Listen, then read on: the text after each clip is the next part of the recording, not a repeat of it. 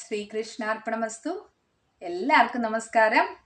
ആത്മാവിന്റെ പ്രയാണം 63 നായന്മാരിലൂടെ കഴാർ സിംഗ നായനാരും സെരുതുണൈ നായനാരെ കുറിച്ചും മനസ്സിലാക്കാം. കഴർ സിംഗ നായനാർ ശിവഭഗവാന്റെ കടുത്ത ഭക്തനായിരുന്നു. അദ്ദേഹം പല്ലവ രാജാവായിരുന്നു. ചെറു രാജാക്കന്മാരെ തോൽപ്പിച്ച് തന്റെ അധീനതയിൽ കൊണ്ടുവന്നു. അവിടെയെല്ലാം ശൈവമതം സ്ഥാപിച്ചു. ധാരാളം പുണ്യസ്ഥലങ്ങൾ ഭാര്യയോടൊപ്പം സന്ദർശിച്ചു. അങ്ങനെ ഒരിക്കൽ രാജ്ഞിയോടൊപ്പം തിരുവാരൂരിൽ എത്തി.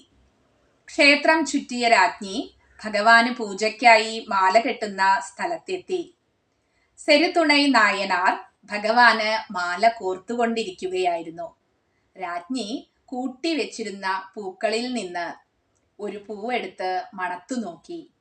സെരുതുണൈ നായനാർക്ക് ഇത് സഹിക്കാൻ കഴിഞ്ഞില്ല.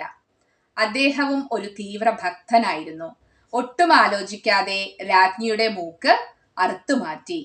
വേദന കൊണ്ട് രാജ്ഞി പുളഞ്ഞു.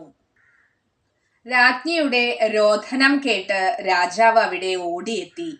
സംഭവം തിരക്കിയപ്പോൾ സെരുതുണൈ നായനാർ വിശദീകരിച്ചു. മൂക്ക് അറുത്തു മാറ്റുന്നതിന് മുൻപ് രാജ്ഞിയുടെ കരമാണ് അറുത്തു മാറ്റേണ്ടത് എന്ന് പറയുന്നതിനൊപ്പം ആ പ്രവൃത്തി രാജാവ് ചെയ്തു. കണ്ടുനിന്നവർ ആശ്ചര്യപ്പെട്ടു.